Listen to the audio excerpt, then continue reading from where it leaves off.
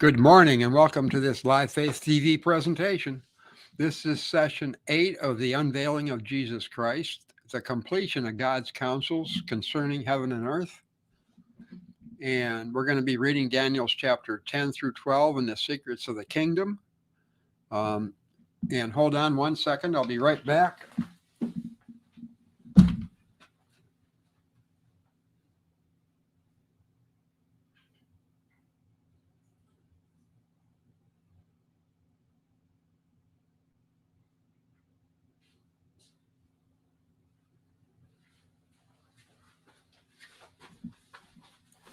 Thank you. I had to take care of something there.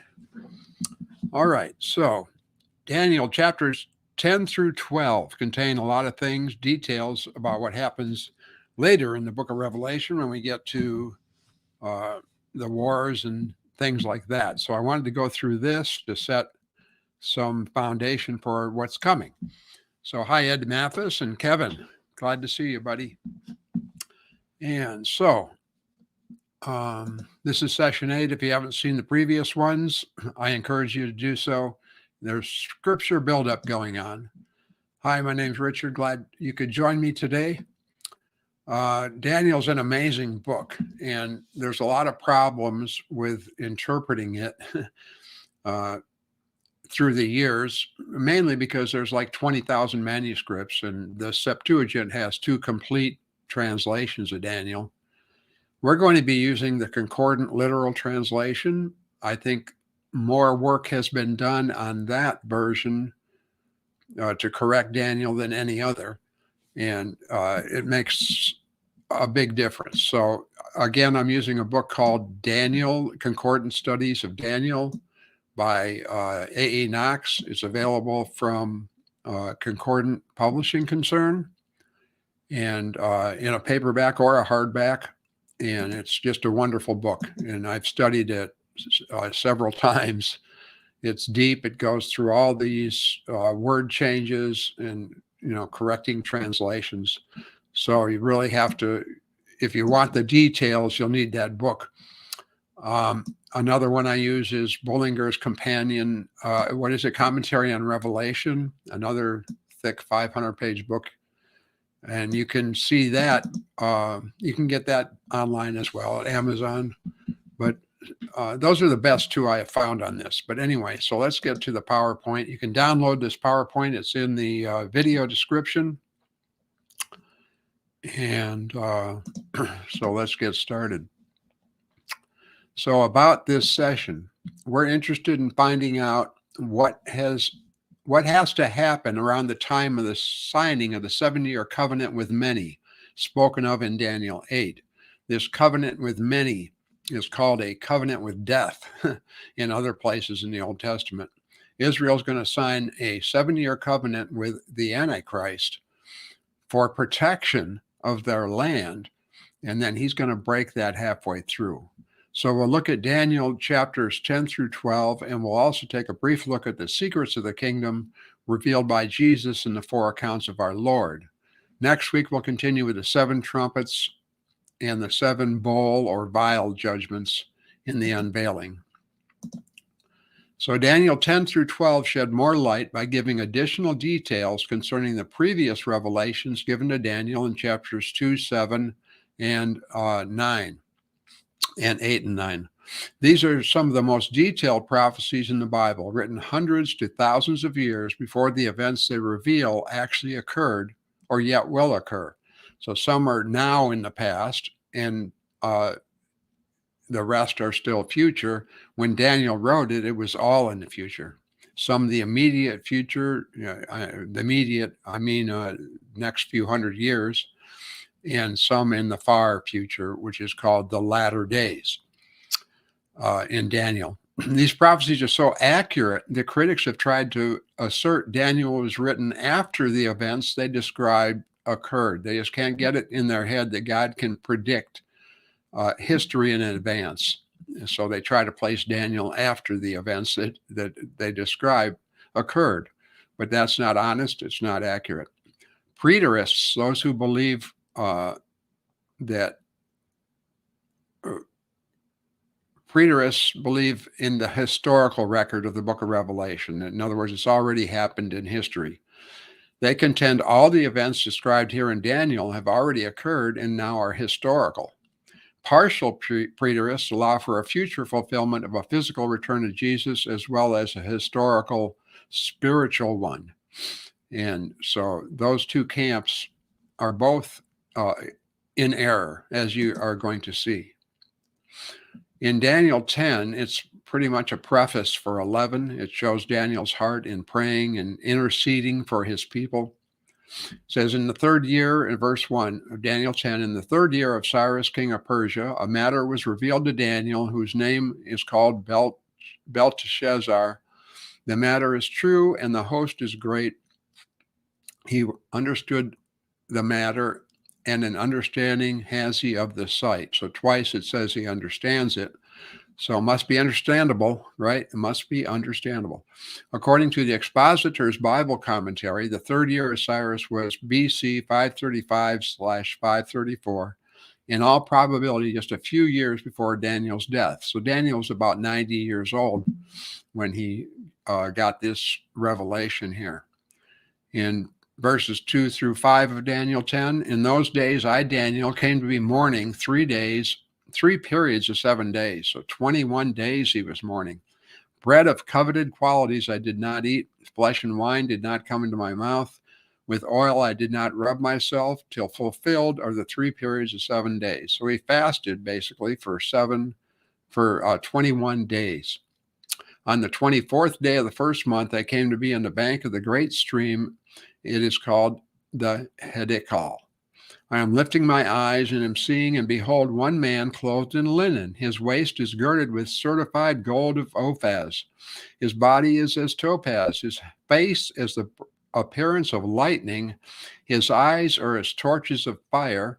His arms and his feet are as the sparkle of scintillating copper, and the sound of his words is as the sound of a throng. These visions of heavenly creatures is just amazing. They're like translucent metal. It's just the appearance of lightning. The energy that they have it just oozes out of all of them. Their whole body just glows. It's just amazing. Nothing we have ever seen, nothing I have ever seen.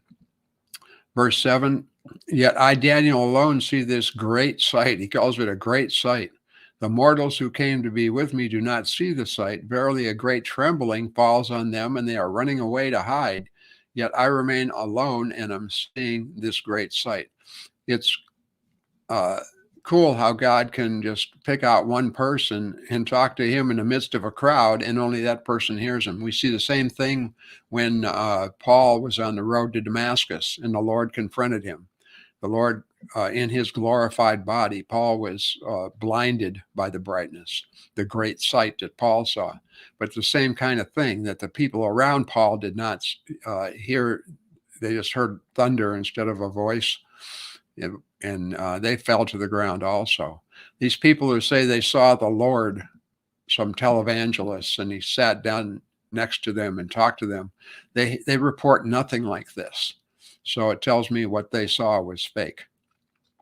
So this angel that appears to Daniel is a glorified being. He's got great features we've never experienced. No vigor remains in me, Daniel says. My splendor is turned on me into corruption. No vigor do I retain. When you see something like that, you tremble, you fall to the ground. It's shocking. I am hearing the sound of his words, and when I hear the sound of his words, then I become stupefied on my face with my face to the earth. Behold, a hand touches me. It is swaying me to my knees in the palms of my hands, steadying him. And he is saying to me, Daniel, man of coveted qualities. What an accolade. Man of coveted qualities, understand the words which I am speaking to you and stand upright. For now I am sent to you. So God sent him, this angel, to Daniel for a specific purpose. And at his speaking with me, this word, I stand quivering. Then he is saying to me, you must not fear, Daniel. He's still trying to calm Daniel down here. For from the first day on which you gave your heart to understand and to humble yourself before Yahweh, your Elohim, your words were heard, and I came because of your words. So Daniel was praying for 21 days, praying and fasting, but he was heard the first day. The first day he gave his heart to understand and to humble himself before Yahweh, your Elohim. Your words were heard. I came because of your words. Yet the chief of the kingdom of Persia was standing to confront me 21 days. Yet behold, Michael, one of the first chiefs, came to help me, and I left him there beside the chief of the kings of Persia. So this reveals the spiritual dimension of life to us. The Word of God tells us that the physical world is governed by the spiritual. It talks about principalities, powers, mights, and dominions that rule the terrestrial jurisdiction, including the nations of this earth, to the degree granted to them by God. They can't go over what God allows them to do, the power he's given him, the dominion, but they do have that dominion. So in Corinthians, Paul calls the devil, God's adversary, the God of this eon, the God of this eon, because it was delivered to him. He usurped it from Adam in the Garden of Eden.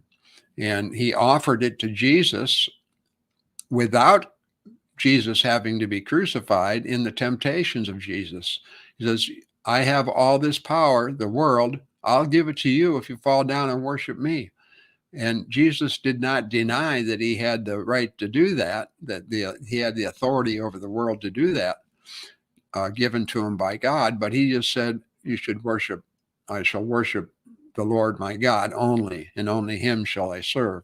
So Jesus was now willing to receive the kingdoms of the world without sacrifice. Isn't that something? That's what the devil tried to do in that temptation. Now, I'll give it to you now. You don't have to die. What an appealing offer, huh? But Jesus was steadfast in his faith, and it's through the faith of Jesus Christ that we're saved. So we're shown the spiritual dimension of life here. Countries have princes, it's called, over them. They're spiritual beings, and they vie for contention around the world. Daniel 10:14. Then he said to me, I came to cause you to understand what will befall your people in the latter days, for the vision is for future days. There's two things here. What will befall your people in the latter days, and the vision is for future days. So the vision will include prophecies of both future days and latter days. We must be keen to see where the text transitions to the latter from the former. So we're going to have some in the immediate future, as I said earlier, and some in the latter days. Daniel 10, verses 15 and 16. At his speaking with me, these words, I put my face to the earth and am muted. And behold, one as the likeness of the sons of humanity is touching my lips.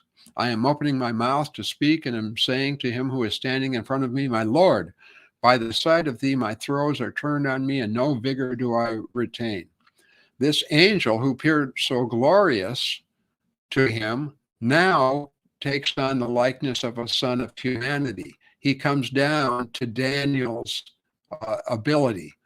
See what I mean?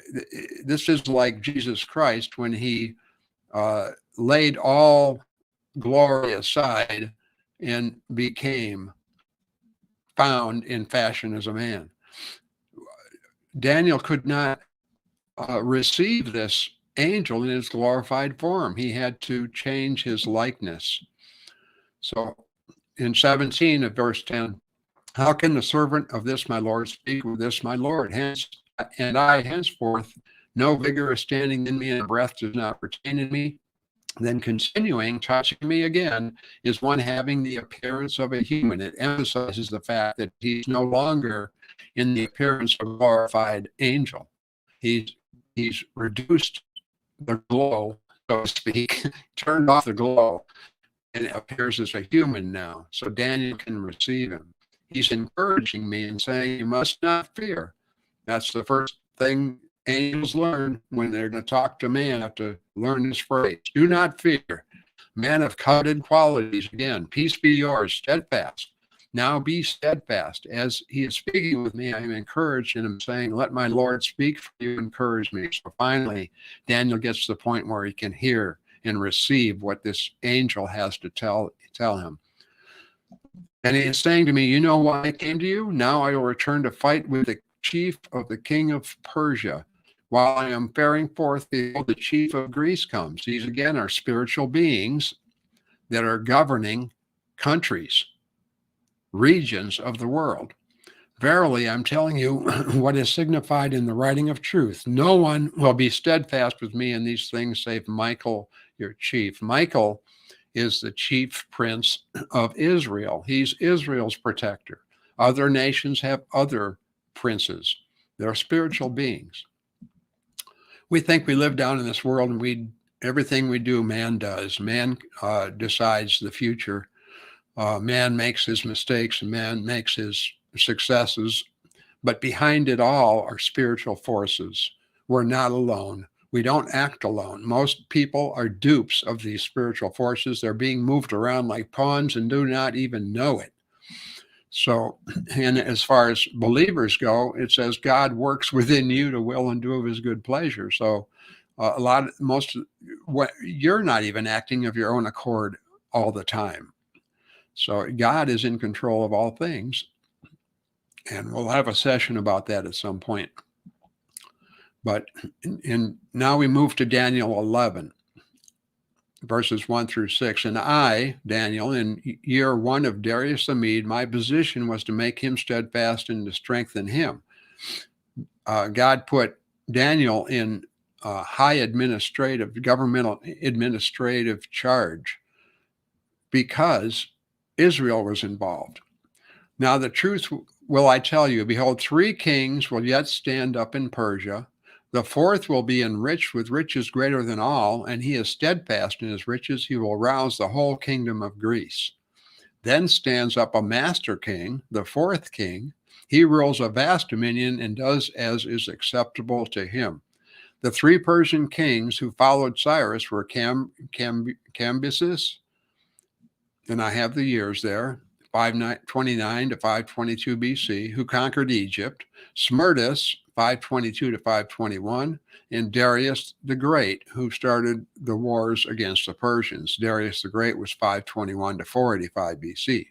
The Persian king who invaded Greece was Xerxes, who reigned 486 to 465 BC. The 4th king, the master king, is Alexander the Great. And here's an image of Alexander conquering. The empire of Alexander the Great covered this whole area. Now, Macedonia isn't part of that, but they were pretty much under his control. If you control the whole world, there's no nation that can do anything independent of what you say. So he was effectively over the whole world. And Daniel's talking about worldwide kingdoms. Daniel 11:4, while he, Alexander, stands, his kingdom will be broken and divided to the 4 winds of heaven, yet not to his kin after him. It will be as his rule with which he ruled, for plucked up will be his kingdom, even by others beside these. So we see this kingdom broken up into 4 parts. Alexander died at the young age of 28 in BC 323 in the imperial capital of Babylon. He had not appointed someone to take over his kingdom, so it was split among 4 of his 33 generals. Territory was apportioned to the north, south, east, and west, the 4 winds of heaven, just like it said in the prophecy.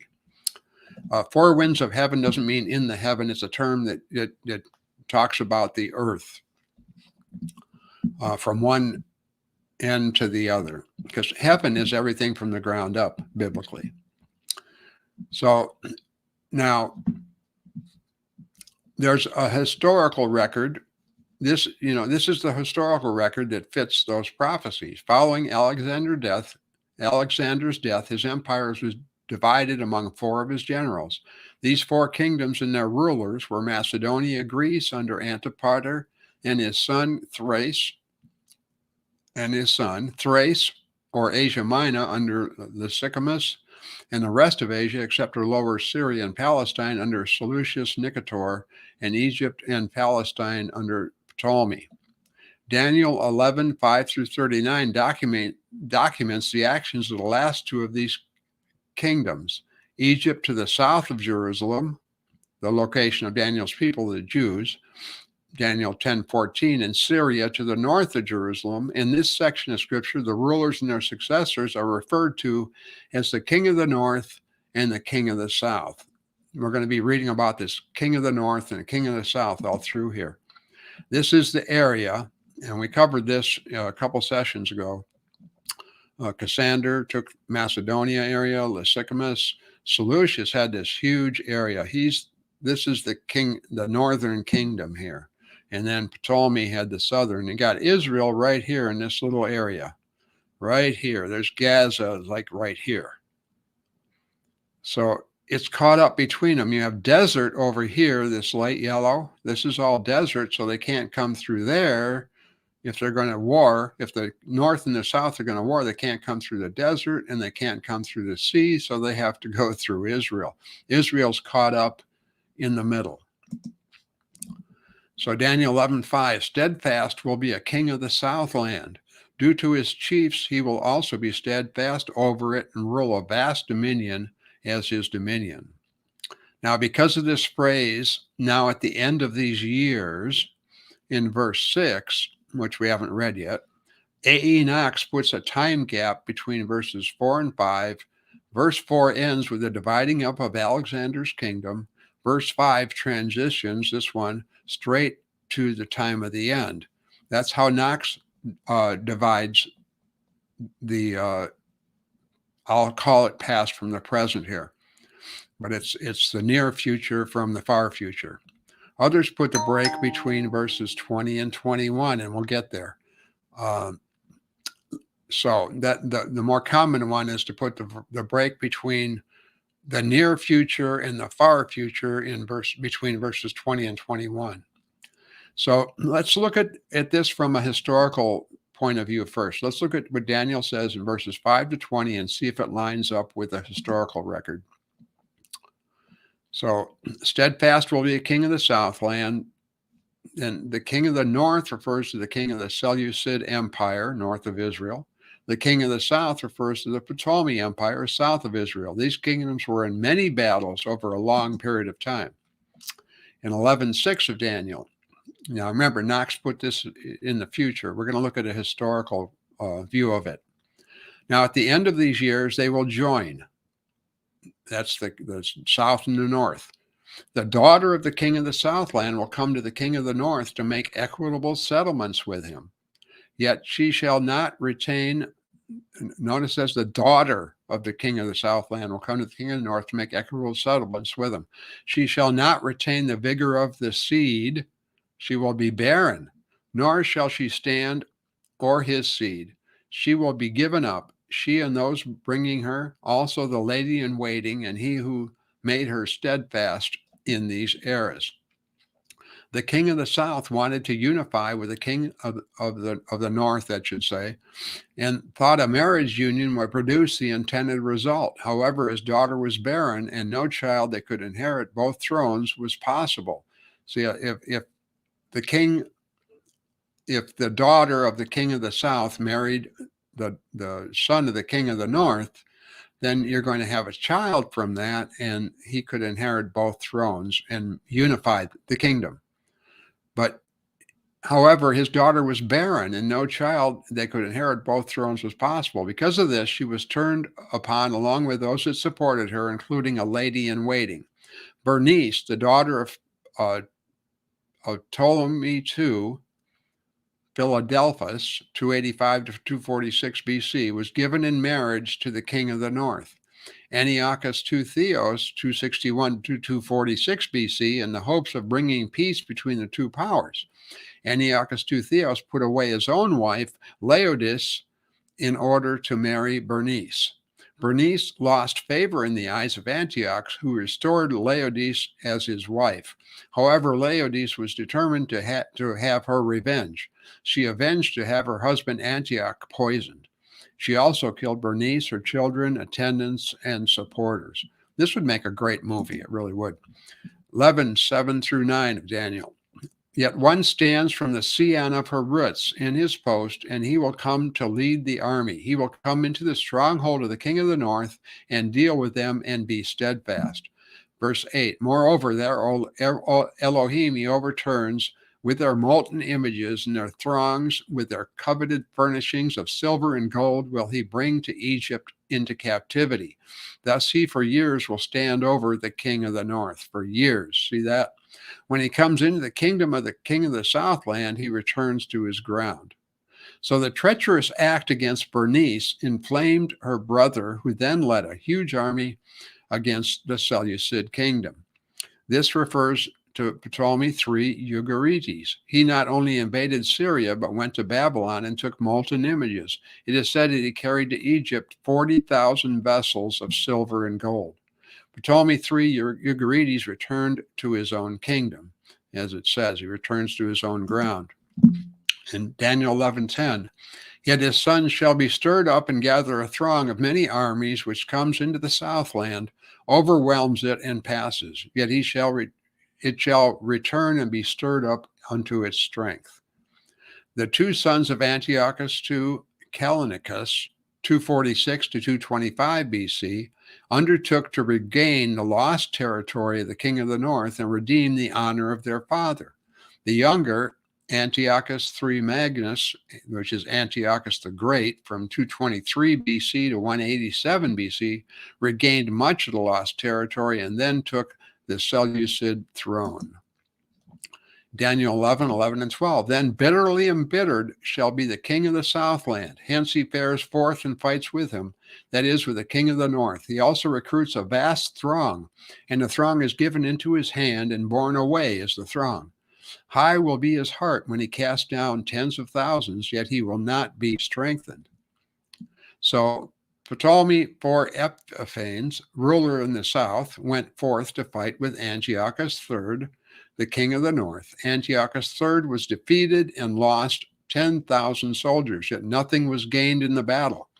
Ptolemy IV Epiphanes entered Jerusalem and attempted to force the Jews to allow him to offer sacrifices in their temple. The restraint offered by the priests so angered him that when he returned to Egypt, he killed several thousand Jews who then lived in Egypt.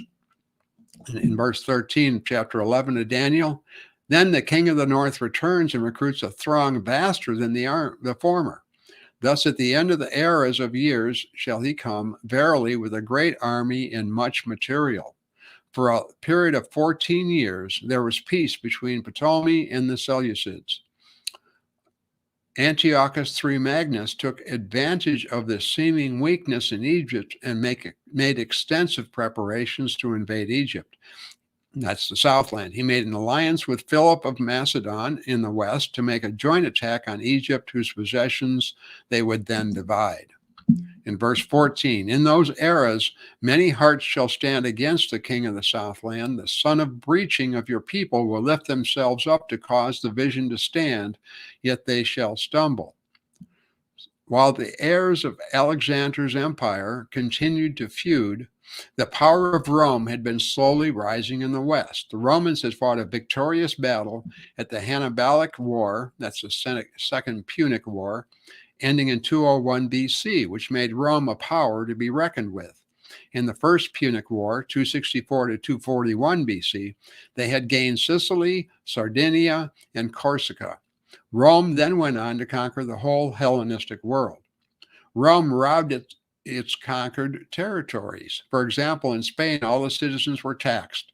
The silver mines, the gold mines, state property, and the wealth confiscated, and no city was allowed to fortify itself without the consent of Rome. Kind of like communism. The inhabitants of Corsica and Adriania were sold in the slave markets of Rome. After the conquest of Greece, 150,000 Greeks were sold as slaves. In Daniel 11:15, then shall come the king of the north and pour out a siege work and seize city fortresses. Yet the armed forces of the king of the southland shall not stand, nor his chosen people, for there is no vigor to stand. So this new king of the north, Rome, who had emerged victorious in the Punic Wars, began to receive appeals for help from the southern states against King Philip V of Macedonia. Since Philip of Macedonia had aided the Carthage leader Hannibal in the Punic Wars, Rome saw him as a threat. Philip was defeated by the Roman forces in 197 BC. The Roman armies then confronted the Seleucid king, Antiochus the Great Magnus, and in 190 BC defeated him at Magnesia, thus already reducing much of the Greek Empire to vassal status. 50 years later, Rome took the key cities of the former Greek kingdom, both Corinth and Carthage, commercial rivals of Rome. They were pillaged and burned in the same year, 146 BC. As to Egypt, it too became a vassal of Rome in 168 BC. Also, people of the land of Israel would become vassals in 63 BC. This is the rise of the little horn in Daniel 8:9, which came up out of one of the winds, the west, a little horn which grew exceedingly great toward the south, toward the east, and toward the glorious land. That's according to the historical interpretation. Verse 16, he who is coming against it will do as is acceptable to himself. There is no one standing before him. Thus he will stand in the stately land, which is all in his hand. The stately land, of course, being Israel.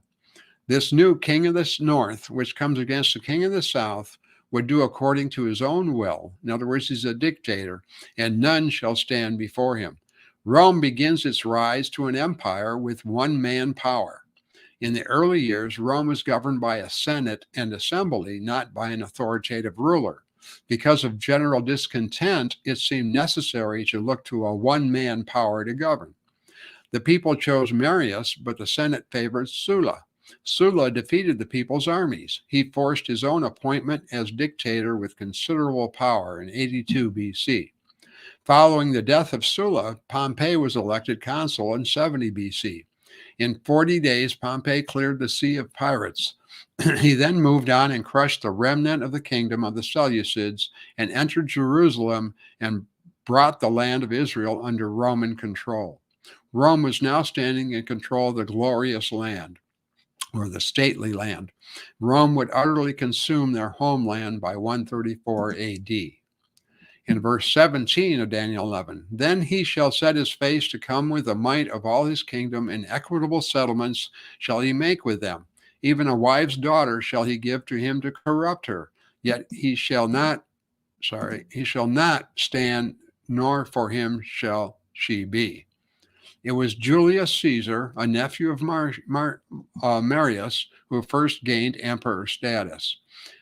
First, he was a triumvirate with Pompey and Crassus, but then after defeating Pompey, he made himself the supreme ruler of the Roman Empire. He led his armies against Egypt. In Egypt, Julius Caesar met Cleopatra, the last of the Ptolemies. He was victorious over the ruling faction in Alexandria and placed Cleopatra on the Egyptian throne. She did not stay loyal to Julius Caesar, but joined with Antony, his rival. Verse 18 of Daniel, then he will turn back his face to the coastline and seize many places. Thus a captain eradicates his reproach for him, avoiding that his reproach shall turn back to him. It is recorded that in less than 10 years, he captured more than 800 towns, brought into submission 300 tribes, fought against 3 million foes, killed 1 million, and took 1 million prisoners. He made the Rhine the frontier between the Germanic tribes of Roman Gaul, and then invaded southern Britain to punish the Britons for sending aid to the people in Gaul.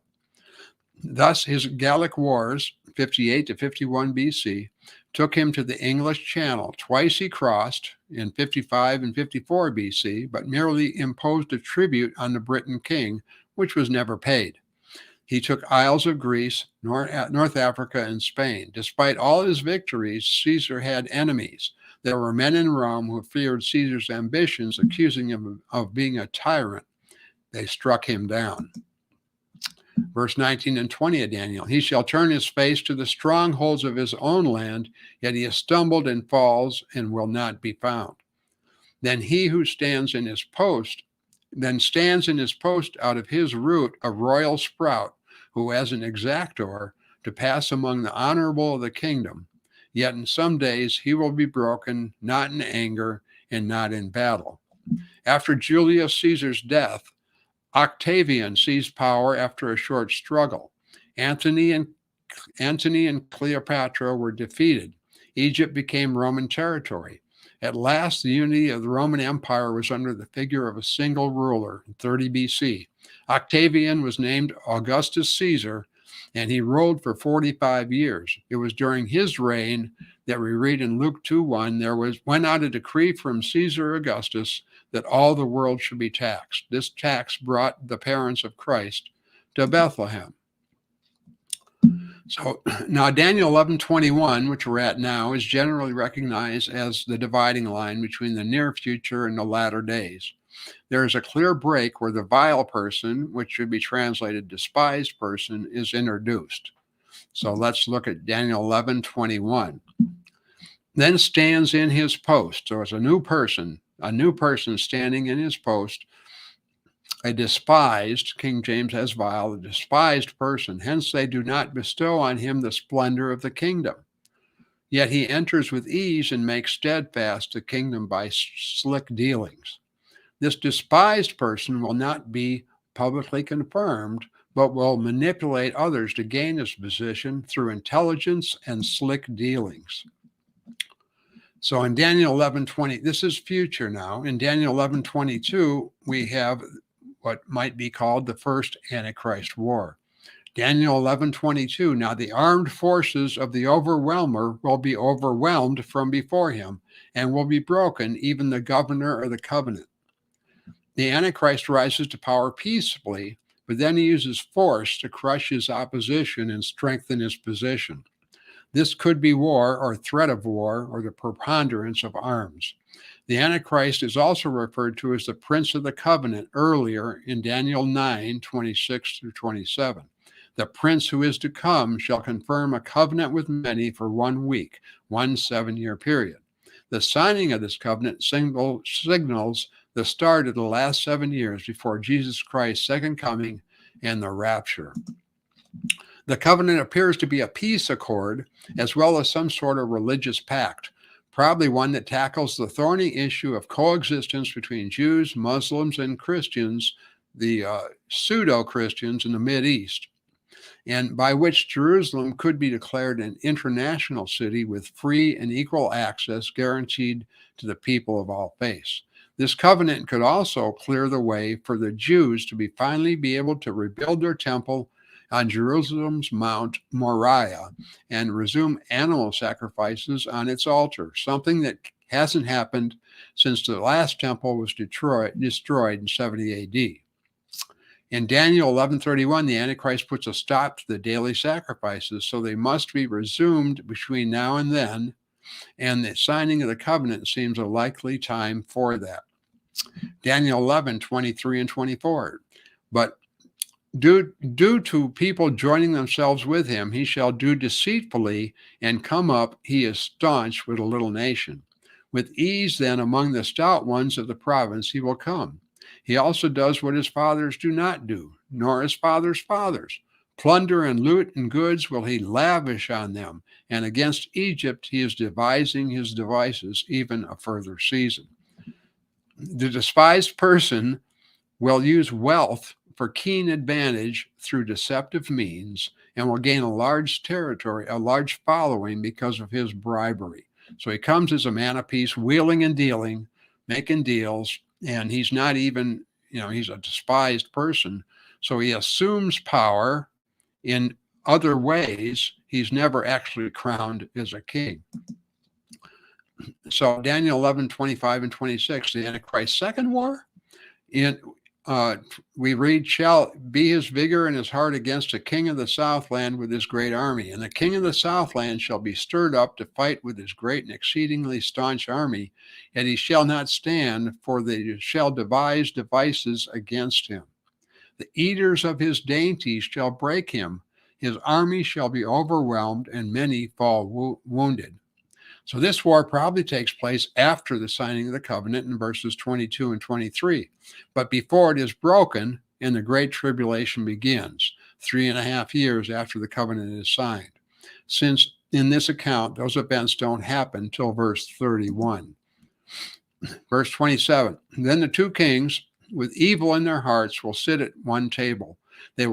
Lies they will speak, which shall not prosper, for it is yet further to the end, to the appointed time. So the Antichrist fights one war to get into power and makes the covenant with Israel, verses 22 and 23. Then he fights another war with the king of the south in verses 25 through 26. And then the two sides go through the motions of making peace, probably reaffirming allegiance to that 7-year covenant. In Daniel 11:28, we read, when he is returning to his land with a great amount of goods, his heart is on the holy covenant. That can only refer to one thing, God's covenant with Israel, and he makes it effective before he returns to his land. So the Antichrist doesn't break the 7-year covenant at this point, but he is about to, ostensibly because others aren't keeping it. In Daniel 11:29 through 31, is this the Antichrist's third war?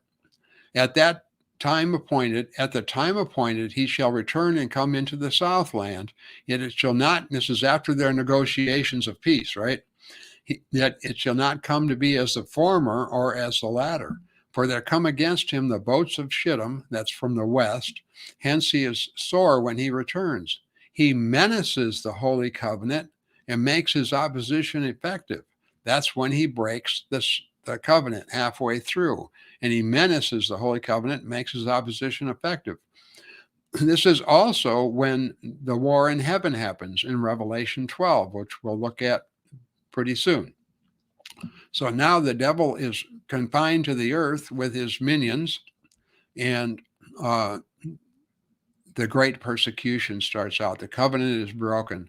The mark of the beast is issued, and the great persecution during the Great Tribulation begins. And in the fifth seal, that corresponds with the fifth seal, where we see the martyrs standing before the throne.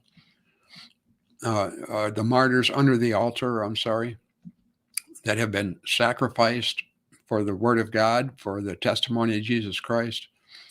That all happens at the 3.5-year period, the last 3.5 years. Daniel 9:27, it tells us that 3.5 years after confirming the 7-year covenant, the Antichrist will break it when he forcibly enters the Jewish temple, soon to be rebuilt on Mount Moriah, Jerusalem, and he takes away the daily sacrifice. And the false prophet places there something called the abomination of desolation, also referred to in Revelation chapter 13 as the image of the beast, which he causes to speak and tells people to worship him, the Antichrist.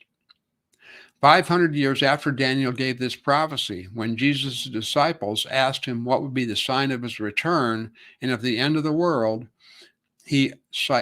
world is word eon, end of the eon, he cited this development. When you see the abomination of desolation spoken by Daniel the prophet standing in the holy place, then there will be great tribulation, such as has not been since the beginning of the world until this time, no, nor shall ever be. That's Matthew 24, verses 3 and 15 and 21. So this has not happened yet. We haven't had great tribulation has not been since the beginning of the world. It seems that 3 wars precede the breaking of the 7-year covenant. One before it is made, one at some point during the first 3.5 years, and one that ends with the breaking of the covenant. Verse 32 through 35 deal with the final 3.5 years of Daniel's 70 heptads after the covenant is broken. In verse 32, those who condemn the covenant will he pollute with slickness. Yet the people, knowing their Elohim, will be steadfast and act accordingly. The intelligent of the people will cause many to understand. Yet they are stumbled by the sword and by the blaze, by captivity and plunder for days. Even in their stumbling are they helped with a little help, yet obligated to them are many by slick dealings. Some of the intelligent shall stumble, to refine and to purify and to whiten them till the era of the end, for it is yet further to the appointed time. So we're not at the end yet. In spite of Antichrist's attempts to stop them, millions of God's saints, both Jew and Gentile, at that time period, will stand boldly regardless of the repercussions. So it's interesting that, the Antichrist never actually declares he's God. He goes into the temple, sits there and shows himself. He exhibits himself as that, but he never says he is. So that answers the question of how can a non-Jew be the Antichrist and the Jews accept him as their Messiah? Well, he never claims to be God. He never claims anything but to help their nation. He comes and puts them in a 7-year covenant, guarantees them peace so they can worship. And then halfway through, he shows his two colors and breaks it. And that halfway through coincides, as I said, with the war in heaven and the devil and his minions being cast out to the earth. So when they see that happen, when this change happens and this covenant is broken, Israel will know that they can't trust this person any longer, and they'll flee to the mountains, like Jesus said. The ones who do will be saved. The ones who don't will die. Verse 32 through, so yes, we're on 32 through 35. They dealt with the final 3.5 years of Daniel's 70 heptads after the covenant is broken. Verse 36, yet doing is the king as is acceptable to himself, just like the previous king. And he will exalt and magnify himself over every El, every god, against the El of Elim, that's the Lord of Lords. He will speak marvelous things and prosper till the menace is concluded, till that 3.5 years is concluded, for that which is decided shall be done. God's in control. Everything he says here will happen.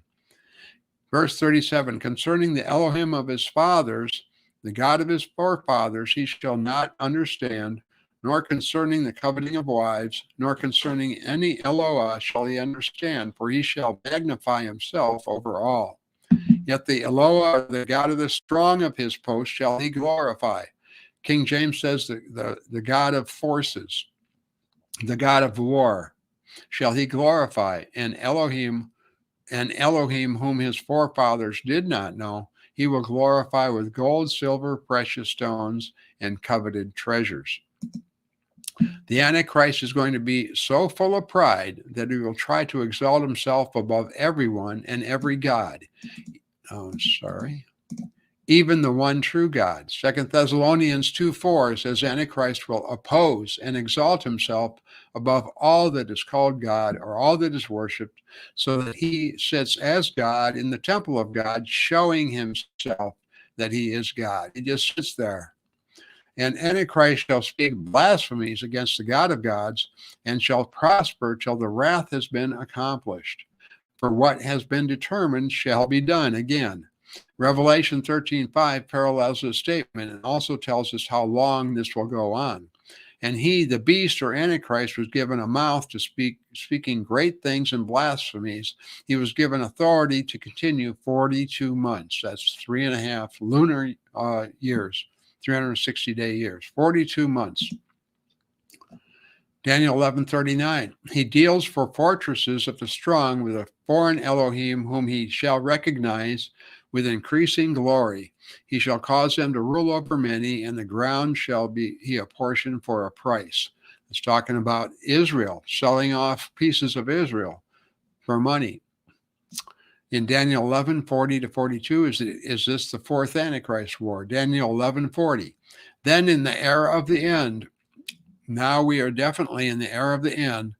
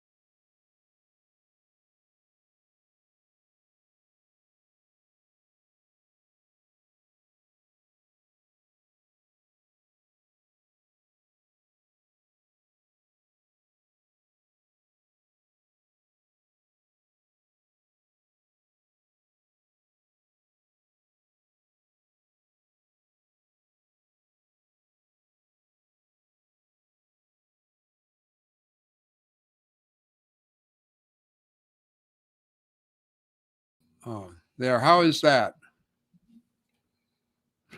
Nothing out of here.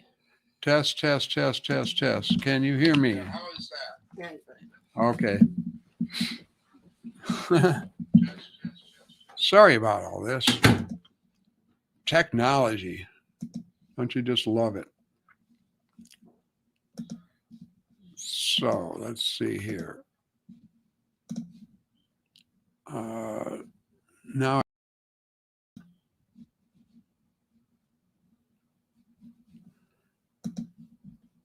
okay.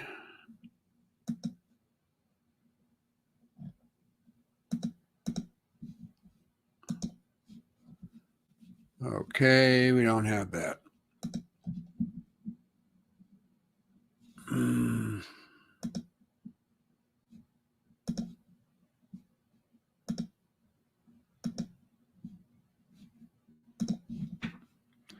We'll try this again.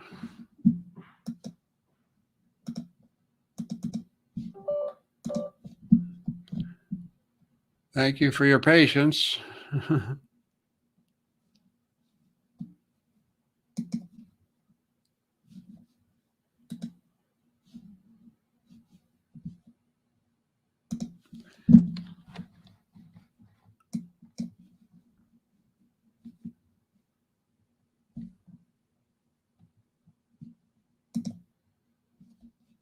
Okay, let's see if what we got here.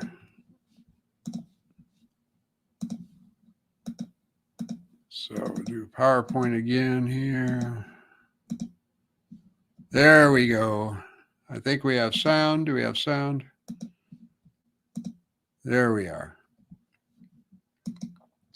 We'll try it again here. So the Antichrist is going to be so full of pride that he will try to exalt himself above everyone and above every God, even the one true God. 2 Thessalonians 2:4 says the Antichrist will oppose and exalt himself above all that is called God or that is worshipped, so that he sits as God in the temple of God, showing himself that he is God. The Antichrist shall speak blasphemies against the God of gods, and he shall prosper till the wrath has been accomplished, God's wrath. For what has been determined shall be done. Revelation 13:5 parallels this statement and also tells us how long this will go on. And he, the beast or Antichrist, was given a mouth speaking great things and blasphemies. He was given authority to continue for 42 months, which is 3.5 years. So we see this carried out in Daniel, in the book of the Unveiling.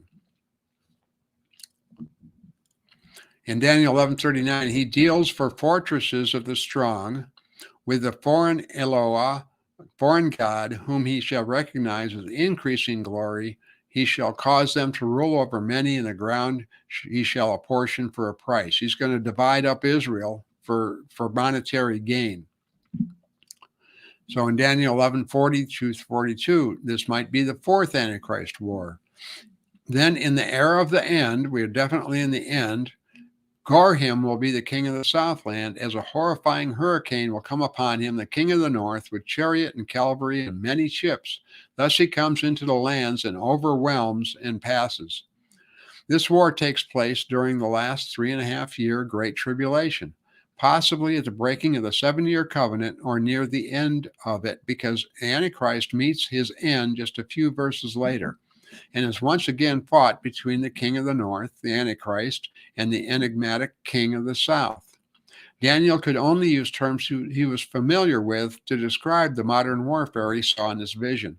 Tanks and personnel carriers as chariots, massive airstrikes as a whirlwind, and so on.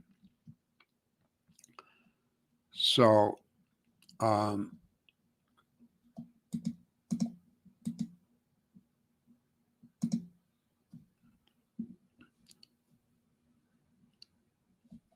let me go to the next slide, 41.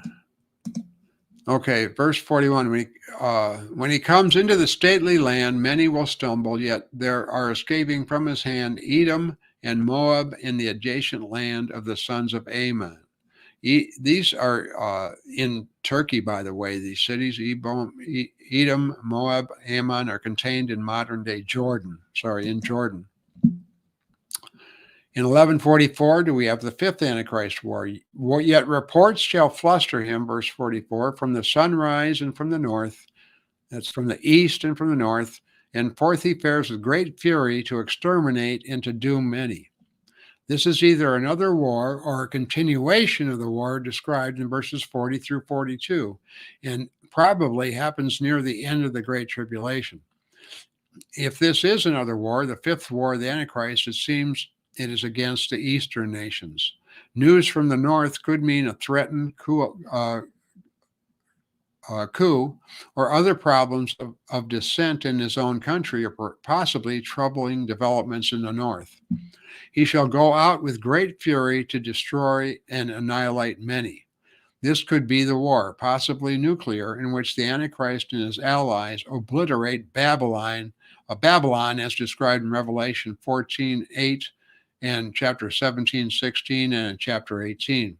This war probably takes place not long before Jesus' return. We have 200 million coming from the east. That probably plays into this 200 million army. Daniel 11:45, he will plant the tents of his regalia between the seas in the stately holy mountain. When he comes unto his end, there is no help for him. That's the glorious climax of the Antichrist career. When he comes to his end, there is no help for him. The glorious holy mountain is Jerusalem's Mount Moriah. That doesn't necessarily mean that the Antichrist waits until this point to set up his headquarters on Mount Moriah. It's just acknowledging of what most likely he did 3.5 years earlier when he broke the covenant and the image of the beast was set up in the temple area. That was Daniel 11:30 and 31. And the Antichrist sits in the temple claiming to be God and abolished all religions other than the worship of himself. 2 Thessalonians 2:3-4, triggering the Great Tribulation. Yet he shall come to his end and no one will help him. At Megiddo, overlooking the plains of Armageddon, in the northern Israel, the Antichrist musters his armies for the greatest campaign against the nations that still oppose him. But Jesus and his heavenly army, including the resurrected believers from throughout the ages, intercede by returning to earth and utterly destroying the Antichrist and his forces. The battle of the great day of God Almighty. Then he ushers in 1,000 years of peace on earth, a period known as the millennium. Now, there is a verse that says that the Lord comes with his saints.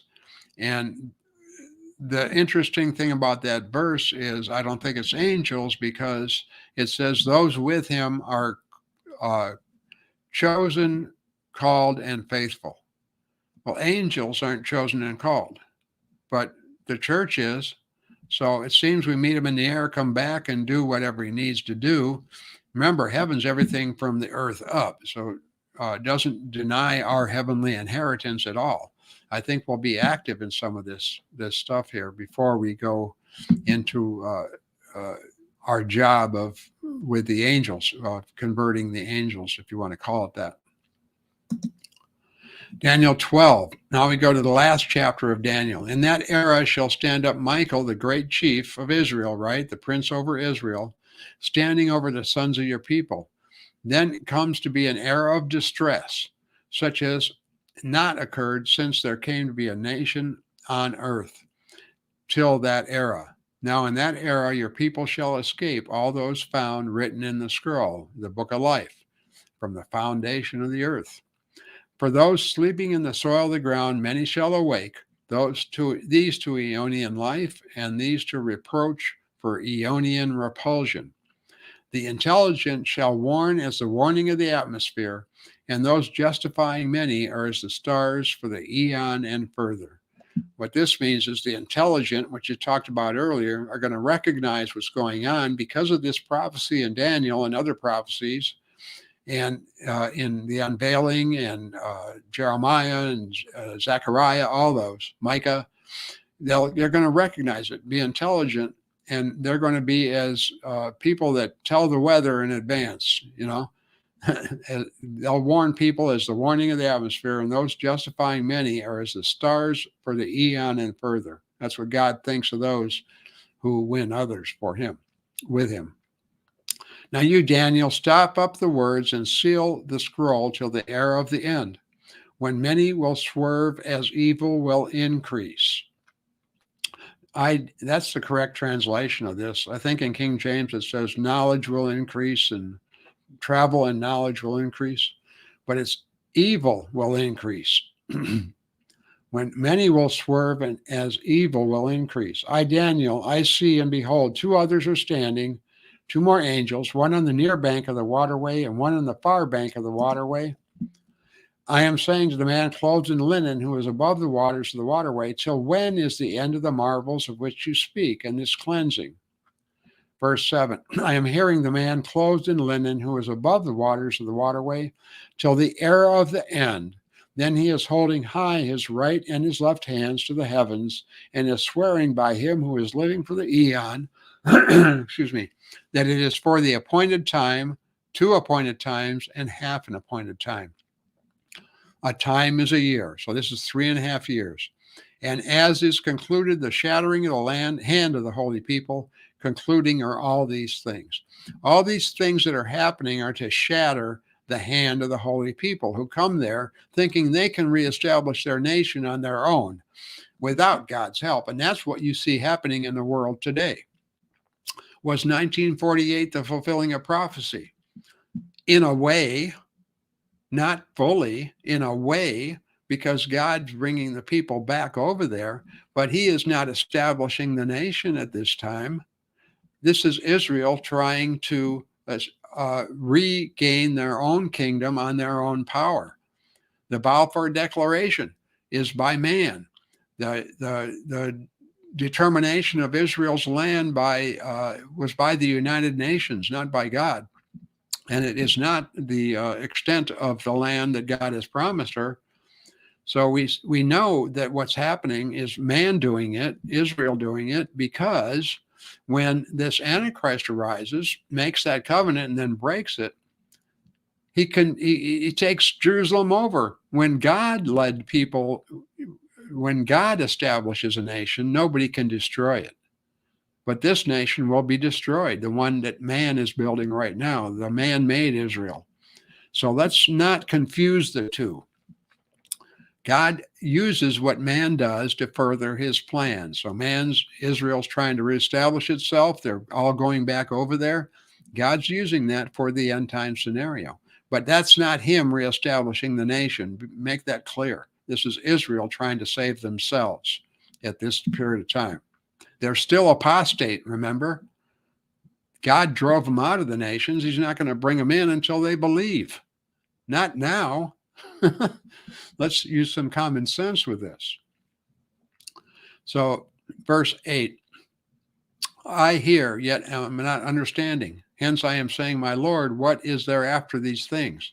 Then he is saying, go, Daniel, for stopped up and sealed are the words till the era of the end.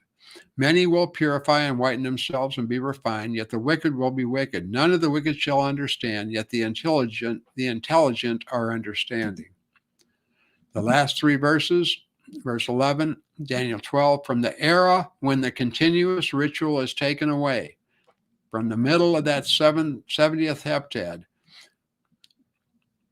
and to the setting of the abomination of desolation is 1,290 days. Happy is he who will tarry and attain to the 2,335 days. Now here's a new figure. Now you go to the end and you shall rest and stand up for your lot at the end of the days. So we see stand up and rest and stand up is the resurrection. He's resting in death and he's going to stand up in resurrection at the end of the days. So that gives us a clue to what this 1,335 days is. So in the chart, again, we've got this chart I showed you before. We've got the Daniel timeline from the middle of the 70th week right here. 1260 days to the advent of Christ. That's 3.5 years. That the temple's desecrated. It takes 30 days after that to cleanse the sanctuary. The temple will probably be destroyed, but the sanctuary will be cleansed to resume offerings. That happens after 1290 days. But the 1335 days is to the resurrection of the just, when Daniel was stand up. That's the 1335 days from the breaking of the breaking of the covenant in the middle of the 70th heptad. So that's how those numbers work out. It's 2,300 days from there to when the temple is rebuilt and dedicated, a full 965 days after the resurrection of the just. That's how long it takes to build the new temple, the Ezekiel temple you read about that's going to be during the millennial kingdom. So notice here that Satan's bound at the beginning, right when Christ returns. So there's a 75-day period that extends, that is before he's released, 75 days before the 1,000-year millennium ends. That gives them 75 days to stir up the irreverent. Then fire comes down out of heaven and devours them. They march upon Jerusalem. God takes the last evil off the planet. So the official millennial kingdom of Christ is right here.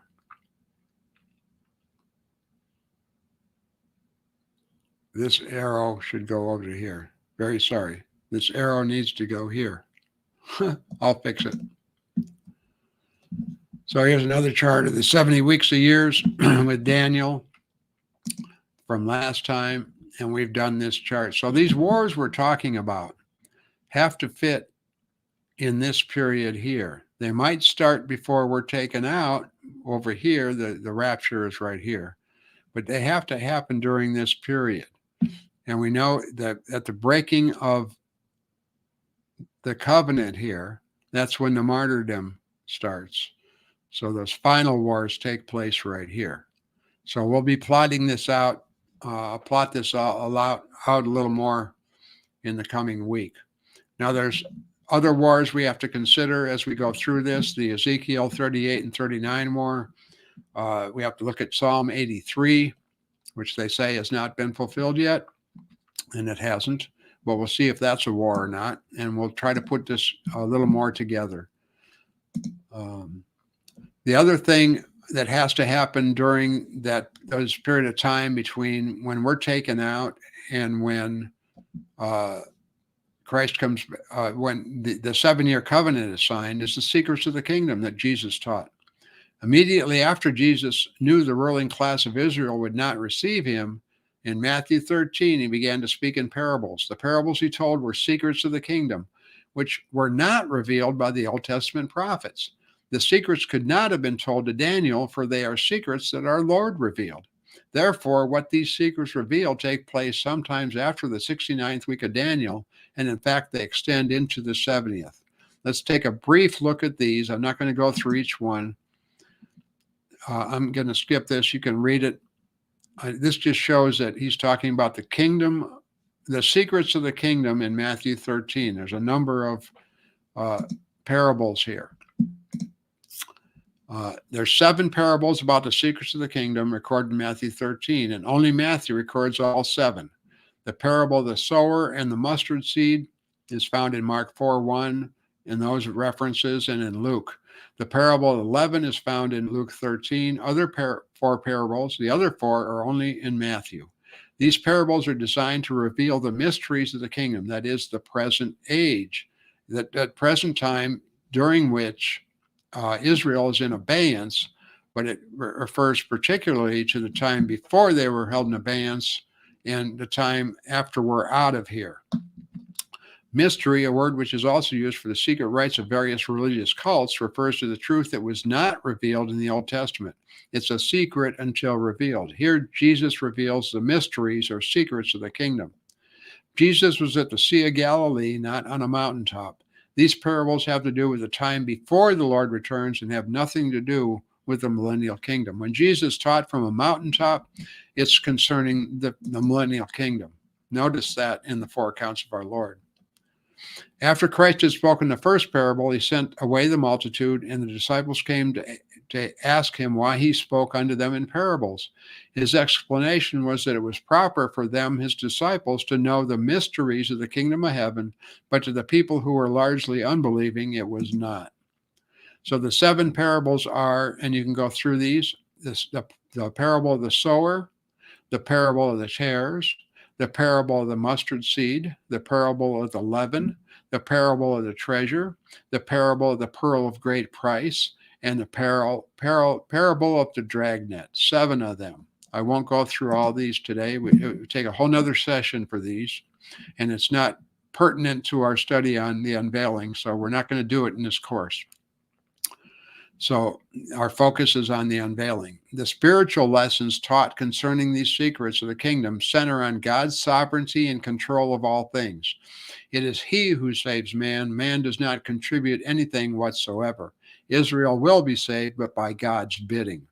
A short list of these parables and what they present is available in a link that I put here. It's a pretty good synopsis of each of them. So in conclusion, what will happen between the 69th and the 70th week? Jesus' crucifixion and resurrection, his ascension into heaven, the destruction of the temple in Jerusalem in 70 AD, the secrets of the kingdom, the administration of the secret culminating in the meeting of the Lord in the air by the present day church. Then after the church is taken up, the secrets of the kingdom continue. We have the birth pangs, which are the beginning of sorrows, which are the first 4 seals in the unveiling, and the Antichrist, the man of sin and son of perdition, is revealed. That's all's got to happen between the 69th and the 70th week. I believe it will take more than a few years. I'm thinking 33 years from the time we're taken up in the rapture and when that covenant is signed. And that gives a 40-year period for that period of trial. From the time we're taken out, the 33 years plus 7 of the Great Tribulation, then Christ returns. So you have a 40-year period there. But that's my thoughts, not the word. It just says, just obvious there has to be some kind of time period there. So in summary of session 8, Daniel 10 to 12 reveal more details about Israel in the last days. As the kings of the north and the south fought, so shall the future kings of the north and south fight. Israel will be in the crossfire, will sign a 7-year covenant for security, and will be double-crossed. The Antichrist will break the covenant halfway through at the 3.5-year mark and will desecrate the newly rebuilt Jewish temple. This is the abomination of desolation spoken by Daniel the prophet and confirmed by Jesus Christ. So we know it's still future after Christ. A number of wars will be waged during the day of the Lord, perhaps as many as 5 besides the fighting between countries not directly related to Israel and are therefore not mentioned in the prophecies. There's going to be fighting all over the world. Some time will be needed for these things to come to pass. The time is most probably after the church of God is taken up to meet the Lord in the air. Jesus Christ will return, the stone in Daniel 2 that crushes the image of Gentile kingdoms. It will crush the Gentile nations and all their glory, and Christ will set his righteous kingdom. So next week, read chapter 10 to 12 of the Unveiling of Jesus Christ. I'm sorry, this should be Daniel. Read chapter 10 to 12 of Daniel again. Use the concordant literal version contained in this presentation. Review the notes in this presentation. There's a lot of stuff. I went through it quick. You have to really read it again and put those things together in your mind so you understand it. Read chapters 9 through 11 of the Unveiling of Jesus Christ to prepare for next week's session. We'll look at the 7 trumpet and 7 bowl judgments in the Unveiling of Jesus Christ in session 9. And I'll see you then. So, must the body of Christ be removed before any prophecy resumes? No, not necessarily, Jeff. So we don't really know. It just seems more likely that he's going to get us out of here before the major stuff happens. He removes his ambassadors from the earth before he declares war on earth. He's done that. He did with the flood too. But some of these wars could start before we're out of here. So I hope this helped.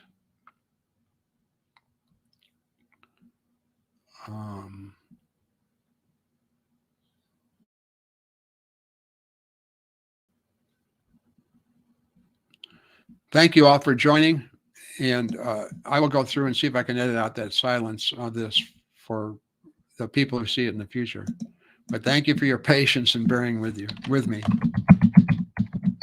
God bless you in Jesus' name.